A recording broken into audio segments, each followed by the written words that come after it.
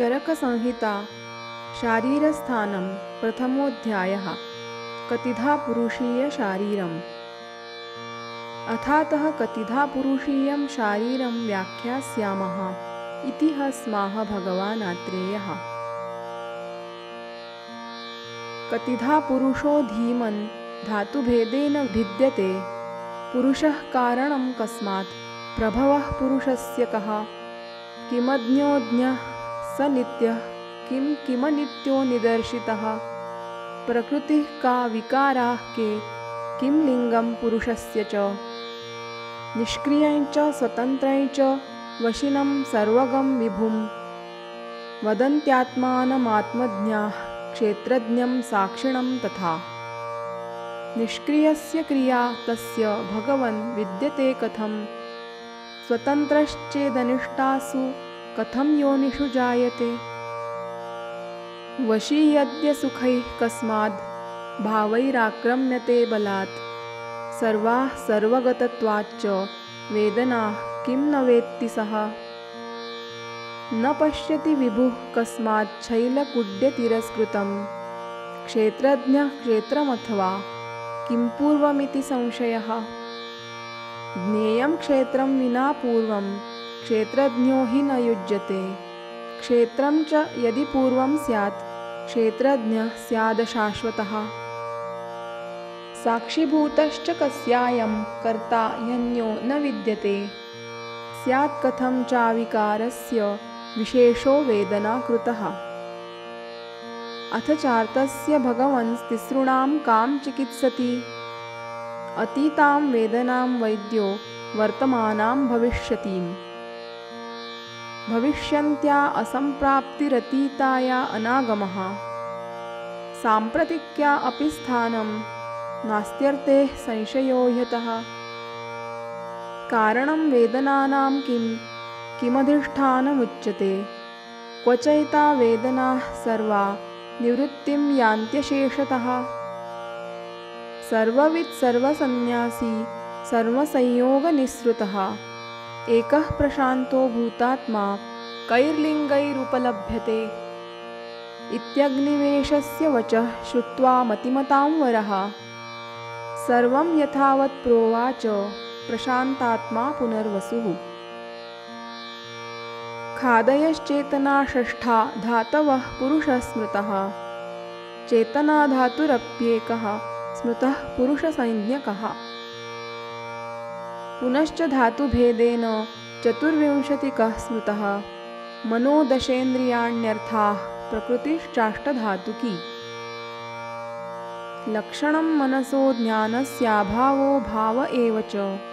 सति ह्यात्मेन्द्रियार्थानां सन्निकर्षे न वर्तते।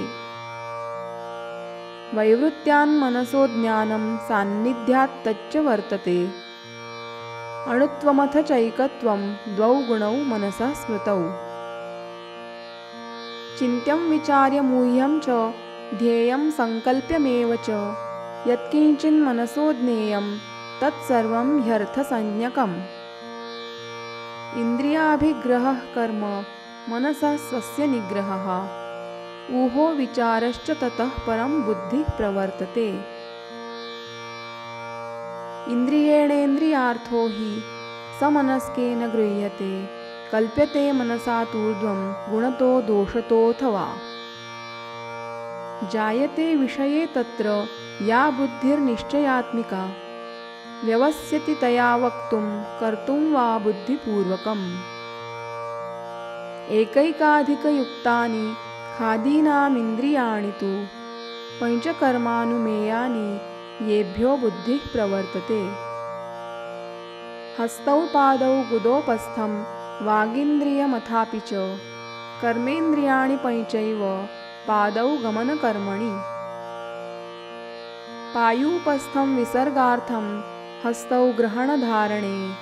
जिह्वा वागीन्द्रियं वाक् च सत्या ज्योतिस्तमोऽनृता। महाभूतानि खं वायुरग्निरापः क्षितिस्तथा। शब्दस्पर्शश्च रूपं च रसो गन्धश्च तद्गुणाः।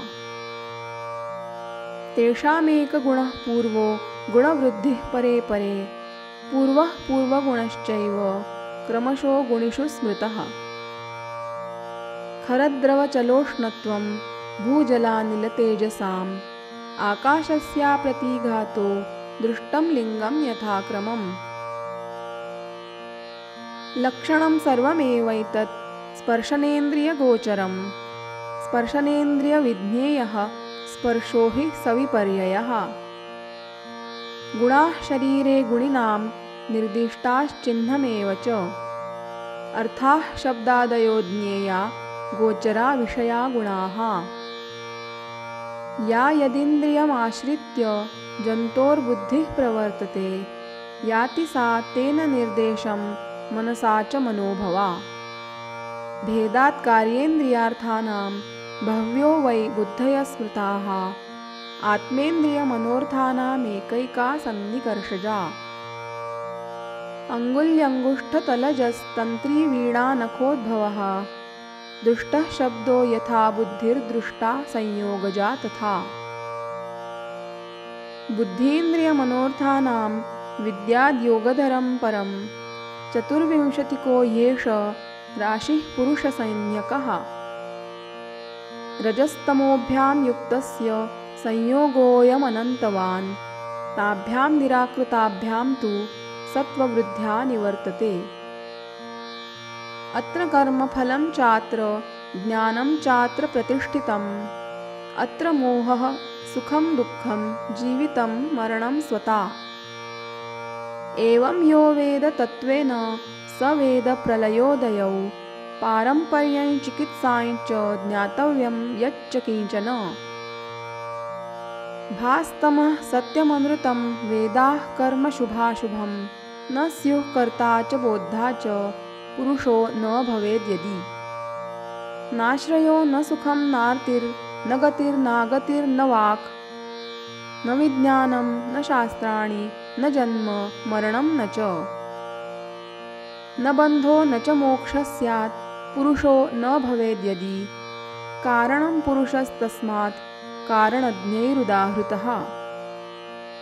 न चेत्कारणमात्मा स्याद् भादयः स्युरहेतुका। न चैषु सम्भवेज्ज्ञानं न च तैः स्यात् प्रयोजनम्। कृतं मृद्दण्डचक्रैश्च कुम्भकारादृते घटं कृतं मृत्तृणकाष्ठैश्च गृहकाराद्विना गृहम्। यो वदेत् स वदेद्देहं सम्भूय करणैः कृतं विना कर्तारमज्ञानाद्युक्त्यागमबहिष्कृतः। कारणं पुरुषः सर्वैः प्रमाणैरुपलभ्यते येभ्यः प्रमेयं सर्वेभ्यः आगमेभ्यः प्रमीयते। न ते तत्सदृशास्त्वन्ये पारम्पर्यसमुत्थिताः सारूप्याद्ये त एवेति निर्दिश्यन्ते नवानवाः।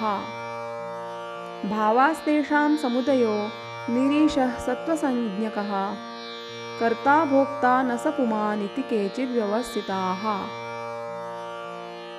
तेषामन्यैः कृतस्यान्ये भावा भावैर्नवाः फलम् भुञ्जते सदृशाः प्राप्तं यैरात्मा नोपदिश्यते। करणान्यान्यता दृष्टा कर्तुः कर्ता स एव तु कर्ता हि करणैर्युक्तः कारणं सर्वकर्मणाम्। निमेषकालाद् भावानां कालः शीघ्रतरोत्यये भग्नानां न पुनर्भावः कृतं नान्यमुपैति च। मतं तत्त्वविदामेतद्यस्मात् तस्मात् स कारणं क्रियोपभोगे भूतानां नित्यः पुरुषसंज्ञकः। अहङ्कारः फलं कर्म देहान्तरगतिः स्मृतिः विद्यते सति भूतानां कारणे देहमन्तरा। प्रभवो न ह्यनादित्वाद् विद्यते परमात्मनः पुरुषो राशिसंज्ञस्तु मोहेच्छाद्वेषकर्मजः। आत्माज्ञः करणैर्योगात् ज्ञानं त्वस्य प्रवर्तते करणानामवैमल्यादयोगाद्वा न वर्तते। पश्यतोऽपि यथादर्शे संक्लिष्टे नास्ति दर्शनं तत्त्वं जले वा कलुषे चेतस्युपहते तथा। कर्णानि मनोबुद्धिर्बुद्धिकर्मेन्द्रियाणि च कर्तुः संयोगजं कर्म वेदना बुद्धिरेव च। नैकः प्रवर्तते कर्तुं भूतात्मा नाश्नुते फलं संयोगाद् वर्तते सर्वं तं ऋते नास्ति किंचन। नैहेको वर्तते भावो वर्तते नाप्यहेतुकः शीघ्रगत्वात् स्वभावत्वात् स्वभावो न व्यतिवर्तते। अनादिः पुरुषो नित्यो विपरीतस्तु हेतुजः सदकारणवन्नित्यं दृष्टं हेतुजमन्यथा। तदेव भावादग्राह्यं नित्यत्व न कुतश्चन भावाज्ञेयं तदव्यक्तमचिन्त्यं व्यक्तमन्यथा। अव्यक्तमात्मा क्षेत्रज्ञः शाश्वतो विभुरव्ययः तस्माद्यदन्यत् तद्व्यक्तं वक्ष्यते चापरं द्वयम्। व्यक्तमैन्द्रियकं चैव गृह्यते तद्यदिन्द्रियैः अतोऽन्यत् पुनरव्यक्तं लिङ्गग्राह्यमतीन्द्रियम्। खादीनि बुद्धिरव्यक्तमहङ्कारस्तथाष्टमः भूतप्रकृतिरुद्दिष्टा विकाराश्चैव षोडश। बुद्धीन्द्रियाणि पञ्चैव पञ्चकर्मेन्द्रियाणि च समनस्काश्च पञ्चार्था विकारा इति संज्ञिताः। इति क्षेत्रं समुद्दिष्टं सर्वमव्यक्तवर्जितम् अव्यक्तमस्य क्षेत्रस्य क्षेत्रज्ञं ऋषयो विदुः। जायते बुद्धिरव्यक्ताद् बुद्ध्याहमिति मन्यते परं खादीन्यहङ्कारादुत्पद्यन्ते यथाक्रमम्। ततः सम्पूर्णसर्वाङ्गो जातोऽभ्युदित उच्यते। पुरुषः प्रलये चेष्टैः पुनर्भावैर्वियुज्यते अव्यक्ताद् व्यक्ततां याति व्यक्तादव्यक्ततां पुनः रजस्तमोभ्यामाविष्टश्चक्रवत् परिवर्तते। येषां द्वन्द्वे परासक्तिरहङ्कारपराश्च ये उदयप्रलयौ तेषां न तेषां ये त्वतोऽन्यथा। प्राणापानौ निमेषाद्या जीवनं मनसो गतिः इन्द्रियान्तरसञ्चारः प्रेरणं धारणं च यत् देशान्तरगतिः स्वप्ने पञ्चत्वग्रहणं तथा दृष्टस्य दक्षिणेनाक्ष्णा सव्येनावगमस्तथा। इच्छा द्वेषः सुखं दुःखं प्रयत्नश्चेतना धृतिः बुद्धिस्मृतिरहङ्कारो लिङ्गानि परमात्मनः। यस्मात् समुपलभ्यन्ते लिङ्गान्येतानि जीवतः न मृतस्यात्मलिङ्गानि तस्मादाहुर्महर्षयः। शरीरं हि गते तस्मै शून्यागारमचेतनं पञ्चभूतावशेषत्वात् पञ्चत्वं गतमुच्यते। अचेतनं क्रियावच्च मनश्चेतयिता परः युक्तस्य मनसा तस्य निर्दिश्यन्ते विभोः क्रियाः। चेतनावान् यतश्चात्मा ततः कर्ता निरुच्यते अचेतनत्वाच्च मनः क्रियावदपि नोच्यते। यथा स्वेनात्मनात्मानं सर्वः सर्वासु योनिषु प्राणैस्तन्त्रयते प्राणी नैयन्योऽस्त्यस्य तन्त्रकः। वशी तत् कुरुते कर्म यत् कृत्वा फलमश्नुते वशी चेतः समाधत्ते वशी सर्वं निरस्यति। देही सर्वगतोऽप्यात्मा स्वे स्वे संस्पर्शनेन्द्रिये सर्वाः सर्वाश्रयस्थास्तु नात्मातो वेत्ति वेदनाः। विभुत्वमत एवास्य यस्मात् सर्वगतो महान् मनसश्च समाधानात् पश्यत्यात्मा तिरस्कृतम्। नित्यानुबन्धं मनसा देहकर्मानुपातिना सर्वयोनिगतं विद्यादेकयोनावपि स्थितम्। आदिर्नास्त्यात्मनः क्षेत्रपारम्पर्यमनादिकम् अतस्तयोरनादित्वात् किं पूर्वमिति नोच्यते। ज्ञः साक्षीत्युच्यते नाज्ञः साक्षीत्वात्मा यतः स्मृतः सर्वे भावा हि सर्वेषां भूतानाम् आत्मसाक्षिकाः। नैकः कदाचित् भूतात्मा लक्षणैरुपलभ्यते, विशेषोऽनुपलभ्यस्य तस्य नैकस्य विद्यते। संयोगपुरुषस्येष्टो विशेषो वेदनाकृतः, वेदना यत्र नियता विशेषस्तत्र तत्कृतः। चिकित्सति भिषक् सर्वास्त्रिकाला वेदना इति, यया युक्त्या वदन्त्येके सा युक्तिरुपधार्यताम्। पुनस्तच्छिरसः शूलं ज्वरः स पुनरागतः, पुनः स कासो बलवान् छर्दिः सा पुनरागता। एभिः प्रसिद्धवचनैरतीतागमनं मतं, कालश्चायमतीतानामर्तीनां पुनरागतः। तमर्तिकालमुद्दिश्य भेषजं यत् प्रयुज्यते, अतीतानां प्रशमनं वेदनानां तदुच्यते। आपस्ताः पुनरागुर्मा याभिः शस्यं पुराहतं, यथा प्रक्रियते सेतुः प्रतिकर्म तथाश्रये। पूर्वरूपं विकाराणां दृष्ट्वा प्रादुर्भविष्यतां, या क्रिया क्रियते सा च वेदनां हन्त्यनागताम्। पारम्पर्यानुबन्धस्तु दुःखानां विनिवर्तते, सुखहेतूपचारेण सुखं चापि प्रवर्तते। न समायान्ति वैषम्यं विषमाः समतां न च, हेतुभिः सदृशा नित्यं जायन्ते देहधातवः।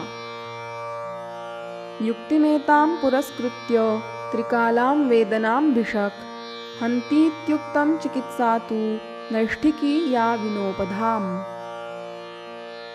उपधा हि परो हेतुर्दुःखदुःखाश्रयप्रदः, त्यागः सर्वोपधानां च सर्वदुःखव्यपोहकः। कोशकारो यथा ह्यंशूनुपादत्ते वधप्रदान्, उपादत्ते तथार्थेभ्यस्तृष्णामज्ञः सदातुरः। यस्त्वग्निकल्पानर्थाञ्ज्ञो ज्ञात्वा तेभ्यो निवर्तते, अनारम्भादसंयोगात् तं दुःखं नोपतिष्ठते। धीधृतिस्मृतिविभ्रंशः सम्प्राप्तिः कालकर्मणाम्, असात्म्यार्थागमश्चेति ज्ञातव्या दुःखहेतवः। विषमाभिनिवेशो यो नित्यानित्ये हिताहिते, ज्ञेयः स बुद्धिविभ्रंशः समं बुद्धिर्हि पश्यति।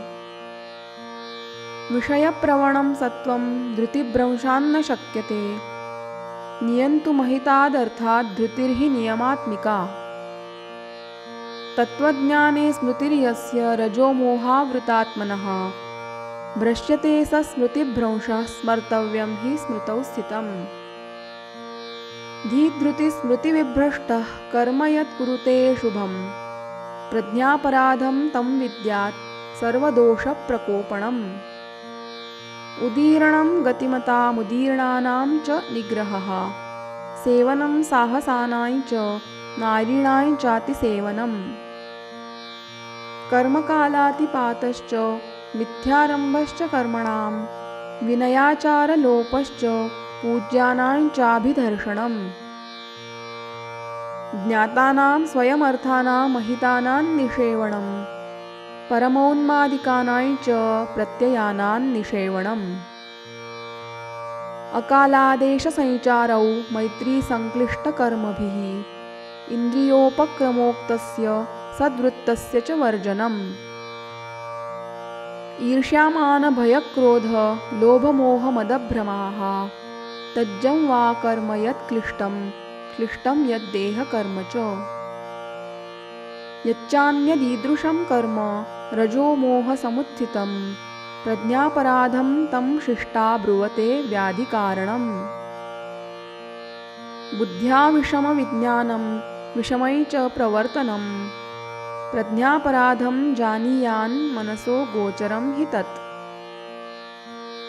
निर्दिष्टा कालसम्प्राप्तिर्व्याधीनां व्याधिसङ्ग्रहे, चयप्रकोपप्रशमाः पित्तादीनां यथा पुरा। मिथ्यातिहीनलिङ्गाश्च वर्षान्ता रोगहेतवः जीर्णभुक्तप्रजीर्णान्न कालाकालस्थितिश्च या पूर्वमध्यापराह्नाश्च रात्र्या यामास्त्रयश्च ये एषु कालेषु नियता ये रोगास्ते च कालजाः अन्येद्युष्को द्वयग्राही तृतीयकचतुर्थकौ स्वे स्वे काले प्रवर्तन्ते काले येषां बलागमः एते चान्ये च ये केचित् कालजा विविधा गदाः अनागते चिकित्स्यास्ते बलकालौ विजानता कालस्य परिणामेन जरामृत्युनिमित्तजाः रोगाः स्वाभाविका दृष्टाः स्वभावो निष्प्रतिक्रियः निर्दिष्टं दैवशब्देन कर्म यत् पौर्वदेहिकं हेतुस्तदपि कालेन रोगाणामुपलभ्यते न हि कर्म महत् किञ्चित् फलं यस्य न भुज्यते क्रियाघ्नाः कर्मजा रोगाः प्रशमं यान्ति तत्क्षयात् अत्युग्रशब्दश्रवणात् सर्वशो न च शब्दानां चातिहीनानां भवन्ति श्रवणाज्जडाः परुषोद्भीषणाशस्ता प्रियव्यसनसूचकैः शब्दैः श्रवणसंयोगो मिथ्यासंयोग उच्यते असंस्पर्शोऽतिसंस्पर्शो हीनसंस्पर्श एव च स्पृश्यानां संग्रहेणोक्तः स्पर्शनेन्द्रियबाधकः यो भूतविषवातानाम् अकालेनागतश्च यः स्नेहशीतोष्णसंस्पर्शो मिथ्यायोग स उच्यते रूपाणां भास्वतां दृष्टिर्विनश्यत्यतिदर्शनात् दर्शनाच्चातिसूक्ष्माणां सर्वशश्चाप्यदर्शनात् द्विष्टभैरवबीभत्स दूरातिश्लिष्टदर्शनात् तामसानां च रूपाणां मिथ्यासंयोग उच्यते अत्यादानमनादानमोकसात्म्यादिभिश्च यत् रसानां विषमादानमल्पादानं च दूषणम् अतिमृद्वतितीक्ष्णानां गन्धानामुपसेवनम् असेवनं सर्वशश्च घ्राणेन्द्रियविनाशनम् पूतिभूतविषद्विष्टा गन्धा ये चाप्यनार्तवाः तैर्गन्धैर्घ्राणसंयोगो मिथ्यायोगः स उच्यते इत्यसात्म्यार्थसंयोगस्त्रिविधो दोषकोपनः असात्म्यमिति तद्विद्याद्यन्न याति सहात्मताम् मिथ्यातिहीनयोगेभ्यो यो व्याधिरुपजायते शब्दादीनां सविज्ञेयो व्याधिरैन्द्रियको बुधैः वेदनानामशान्तानामित्येते हेतवः स्मृताः सुखहेतुः समस्त्वेकः समयोगः सुदुर्लभः नेन्द्रियाणि न चैवार्थाः सुखदुःखस्य हेतवः हेतुस्तु सुखदुःखस्य योगो दृष्टश्चतुर्विधः सन्तीन्द्रियाणि सन्त्यर्था योगो न चास्ति रुक् न सुखं कारणं तस्माद् योग एव चतुर्विधः नात्मेन्द्रियं मनोबुद्धिं गोचरं कर्म वा विना सुखदुःखं यथा यच्च बोद्धव्यं तत्तथोच्यते स्पर्शनेन्द्रियसंस्पर्शः स्पर्शो मानस एव च द्विविधः सुखदुःखानां वेदनानां प्रवर्तकः इच्छा द्वेषात्मिका तृष्णा सुखदुःखात् प्रवर्तते तृष्णा च सुखदुःखानां कारणं पुनरुच्यते उपादत्ते हि सा भावान् वेदनाश्रयसंज्ञकान् स्पृश्यते नानुपादाने नास्पृष्टो वेत्ति वेदनाः वेदनानामधिष्ठानं मनो देहश्च सेन्द्रियः केशलोमनखाग्रान्न मलद्रवगुणैर्विना योगे मोक्षे च सर्वासां वेदनानामवर्तनं मोक्षे निवृत्तिर्निःशेषा योगो मोक्षप्रवर्तकः आत्मेन्द्रियमनोर्थानां सन्निकर्षात् प्रवर्तते सुखदुःखमनारम्भादात्मस्थे मनसि स्थिरे निवर्तते तदुभयं वशित्वं चोपजायते सशरीरस्य योगज्ञास्तं योगं ऋषयो विदुः आवेशश्चेतसो ज्ञानमर्थानां छन्दतः क्रिया दृष्टिश्रोत्रं स्मृतिः कान्तिरिष्टतश्चाप्यदर्शनम् इत्यष्टविधमाख्यातं योगिनां बलमैश्वरं शुद्धसत्त्वसमाधानात् तत्सर्वमुपजायते। मोक्षो रजस्तमोभावात् बलवत्कर्मसंक्षयात् वियोगः सर्वसंयोगैरपुनर्भव उच्यते। सतामुपासनं सम्यगसतां परिवर्जनं व्रतचर्योपवासौ च नियमाश्च पृथग्विधाः। धारणं धर्मशास्त्राणां विज्ञानं विजने रतिः विषयेष्वरतिर्मोक्षे व्यवसायः पराधृतिः। कर्मणामसमारम्भः कृतानां च परिक्षयः नैष्क्रम्यमनहङ्कारः संयोगे भयदर्शनम्। मनोबुद्धिसमाधानमर्थतत्त्वपरीक्षणं तत्त्वस्मृतेरुपस्थानात् सर्वमेतत् प्रवर्तते। स्मृतिः सत्सेवनाद्यैश्च धृत्यन्तैरुपजायते स्मृत्वा स्वभावं भावानां स्मरन् दुःखात् प्रमुच्यते। वक्ष्यन्ते कारणान्यष्टौ स्मृतिर्यैरुपजायते निमित्तरूपग्रहणात् सादृश्यात् सविपर्ययात्। सत्त्वानुबन्धादभ्यासात् ज्ञानयोगात् पुनः श्रुतात् दृष्टश्रुतानुभूतानां स्मारणात् स्मृतिरुच्यते। एतत्तदेकमयनं मुक्तैर्मोक्षस्य दर्शितं तत्त्वस्मृतिबलं येन गता न पुनरागताः। अयनं पुनराख्यातमेतद्योगस्य योगिभिः सङ्ख्यातधर्मैः साङ्ख्यैश्च मुक्तैर्मोक्षस्य चायनम्। सर्वं कारणवद्दुःखमस्वं चानित्यमेव च न चात्मकृतकं तद्धि तत्र चोत्पद्यते स्वता। यावन्नोत्पद्यते सत्या बुद्धिर्नैतदहं यया नैतन्ममेति विज्ञाय ज्ञः सर्वमतिवर्तते। तस्मिंश्चरमसन्न्यासे समूलाः सर्ववेदनाः ससंज्ञा ज्ञानविज्ञाना निवृत्तिं यान्त्यशेषतः। अतः परं ब्रह्मभूतो भूतात्मा नोपलभ्यते निःसृतः सर्वभावेभ्यश्चिह्नं यस्य न विद्यते। ज्ञानं ब्रह्मविदां चात्र नाज्ञस्तज्ज्ञातुमर्हति। तत्र श्लोकः। प्रश्नाः पुरुषमाश्रित्य त्रयोविंशतिरुत्तमाः कतिधा पुरुषीयेऽस्मिन् निर्णीतास्तत्त्वदर्शिना।